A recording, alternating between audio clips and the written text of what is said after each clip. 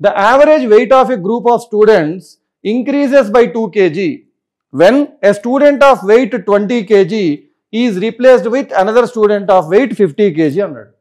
So ఒక group of students ఉన్నారు, వాళ్ళ యావరేజ్ వెయిట్ ఎంతో తెలియదు, కానీ ఒక 20 kg వెయిట్ ఉన్న స్టూడెంట్ని బయటికి తీసేసి 50 kg వెయిట్ ఉన్న స్టూడెంట్తో రిప్లేస్ చేయడం వల్ల, అతన్ని తీసేసి ఇతన్ని తీసుకురావడం వల్ల ఈ యావరేజ్ 2 kgs పెరిగింది. అయితే what is the number of students in the group అన్నాడు. సో గ్రూప్లో ఉన్న నెంబర్ ఆఫ్ స్టూడెంట్స్ ఎంత అని అడిగాడు. ఒకసారి సింపుల్గా ఆలోచిస్తే ఆ గ్రూప్లో ఎంతమంది ఉన్నారో తెలియదు, కానీ ఒక వ్యక్తి బయటికి వెళ్ళి ఇంకో వ్యక్తి లోపలికి వచ్చాడు అంటే ఎంతమంది అయితే ఉన్నారో ఇప్పుడు కూడా అంతమందే ఉన్నారు. కానీ ఎప్పుడైతే 20 kgల వెయిట్ బయటికి వెళ్ళి 50 kgల వెయిట్ లోపలికి వచ్చిందో ఆ గ్రూప్ మొత్తానికి మనకి అర్థం కావాల్సింది 30 kgలు అదనంగా వచ్చింది. They have a advantage of 30 kgs extra.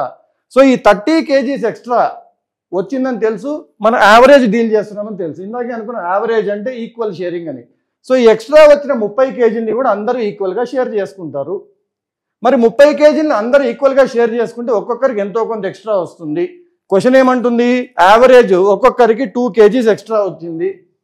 So question ఏమడుగుతున్నాడంటే ఈ వచ్చిన 30 kgని ఎంతమంది పంచుకుంటే ఒక్కొక్కరికి 2 kgలు వస్తుంది అని అడుగుతున్నాడు.